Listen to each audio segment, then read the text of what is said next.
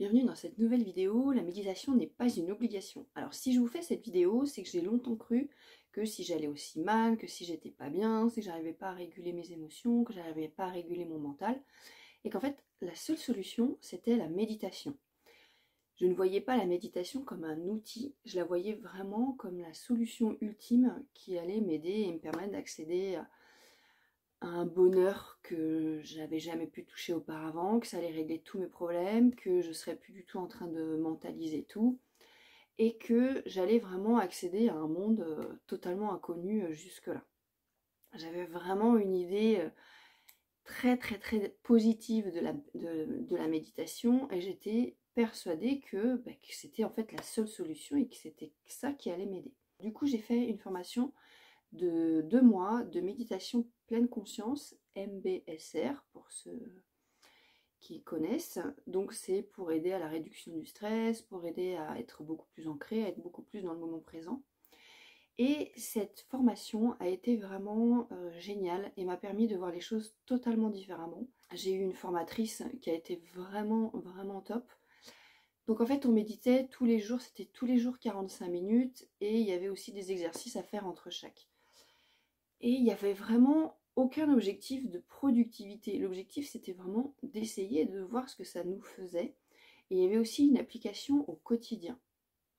Et c'est là où j'ai eu le plus de déblocage. Donc en fait, la formatrice nous disait bien qu'il n'y avait aucun objectif à atteindre. Il n'y avait aucun objectif de productivité. L'objectif, c'était vraiment de voir ce qui se passait dans notre corps, qu'on n'était pas là pour essayer d'être le meilleur possible en méditation.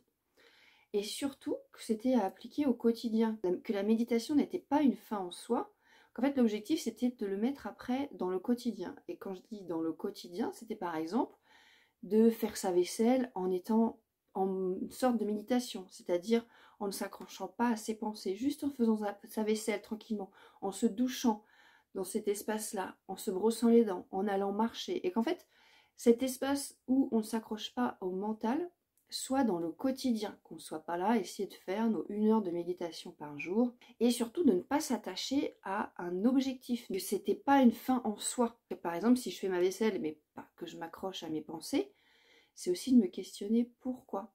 Ou alors de me dire, non, là tu es en train de faire ta vaisselle, ou tu es en train de te doucher, ou tu es en train de marcher, accepte 10 minutes de laisser ton cerveau tranquille. Tu pourras revenir après à tout ce qui te questionne, tout ce qui te préoccupe après, et de t'accorder ce temps pour toi. En fait, c'est vraiment de poser un regard objectif sur comment on vit avec nos pensées, comment on essaye de les contrôler, comment on essaye de s'accrocher à elles.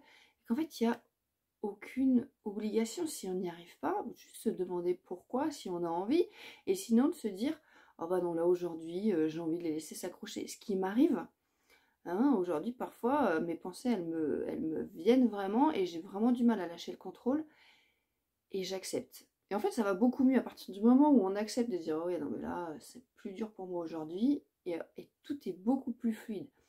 La méditation pleine conscience, ça m'a vraiment permis à ça. Aujourd'hui, je médite peut-être entre 5 à 10 minutes par jour, mais c'est plutôt pour revenir dans mon centre, pour revenir à moi, pour pas m'éparpiller un peu partout dans le mental. Et c'est vraiment suffisant. Il y a des applis qui vous permettent juste de vous poser 5 minutes, de respirer, de revenir en son centre. Et moi, personnellement, ça m'aide beaucoup. Mais c'est un outil, en fait. C'est pas le seul moyen d'arriver à se réancrer en soi, de lâcher le contrôle sur ses pensées, d'arriver à réguler ses émotions. Il y a plein de choses qui le permettent. Juste, il faut mettre de la conscience là-dessus. À partir du moment où vous mettez de la conscience, que vous observez comment vous fonctionnez à l'intérieur, où est-ce que ça bouge dans votre corps, où est-ce que les émotions elles prennent vie, qu'est-ce qui vous vient à l'esprit quand vous avez telle émotion, pourquoi est-ce que vous n'arrivez pas à lâcher vos pensées dans certains moments. Et la méditation n'est absolument pas une obligation, c'est pas du tout une fin en soi. Et puis surtout, rappelez-vous que la méditation, c'est aussi une compétence. Il y a les moines bouddhistes, ils passent des années à méditer. C'est comme quelqu'un qui passe des heures et des heures et des heures à jouer du violon. Vous ne pourrez pas forcément devenir un expert de la méditation du jour au lendemain et accéder à je ne sais quel paradis supérieur comme ça. Comme quelqu'un qui joue du violon, on ne devient pas virtuose du jour au lendemain. Donc remettez bien ça dans le contexte. Et aussi, la méditation, nous ne sommes pas des moines bouddhistes à vivre dans un temple où notre seule préoccupation, c'est de méditer, hein. Nous, on a notre vie de tous les jours, on a des factures à payer, les enfants, préparer à manger, une maison ou un appartement à s'occuper. Il faut aussi remettre les choses dans leur contexte, que la méditation, elle n'est pas non plus faite pour tout le monde. Je pense que tout le monde a les capacités de prendre 5 minutes pour se recentrer sur sa respiration. Mais de là à faire des heures de méditation, je ne pense pas que tout le monde puisse, ou alors en pratiquant tel un moine Shaolin en haut de sa montagne. Le remettre dans le contexte parce qu'on oublie souvent ça. Il y a des gens qui passent des heures et des heures et des heures à méditer. Hein? Parfois, on n'a pas le temps de passer des heures et des heures à méditer. Je pense qu'on a toujours 5 à 10 minutes par jour pour le faire, sans forcément méditer, voilà, accéder à des trucs supérieurs, mais juste à se recentrer sur soi, à souffler et à arrêter d'être dans son mental. Mais je ne pense pas que ce soit le seul outil pour y arriver. Moi, personnellement, mon stage de méditation m'a beaucoup aidé, mais non pas pour me foncer tête baissée dans la méditation, mais au contraire, il m'a permis de déconstruire tout ce que je pensais de la méditation et d'être beaucoup plus sereine, beaucoup plus apaisée. Je trouve des moments de méditation autres que dans l'acte même de méditer assise. Je le fais, hein, un peu, mais je ne passe pas 1 heure par jour là-dessus. J'essaye par exemple, quand je conduis, d'être vraiment focalisée sur ma conduite, ou quand je me brosse les dents, d'être vraiment focalisée sur mon brossage de dents. En fait, d'avoir des espaces où je ne suis pas en train de permanence de penser au futur, à ce que je dois faire, ce que je dois préparer, et d'être plus ancrée dans ce que je fais. J'ai vu aussi le témoignage d'une connaissance, voilà, qui un jour elle était fâchée. Et elle était fâchée parce que la veille, elle avait réussi à faire une super méditation et le jour même, elle n'avait pas réussi.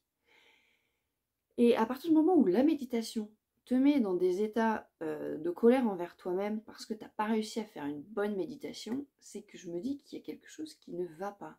Que la méditation n'a pas permis à cette personne de se poser les bonnes questions et de se dire ok, là aujourd'hui j'arrive pas à méditer, pourquoi? De revenir en son centre, d'accepter qu'elle soit en colère pour quelque chose.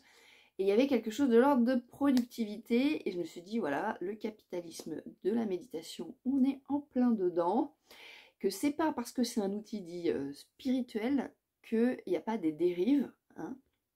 Donc vraiment revenez dans votre centre.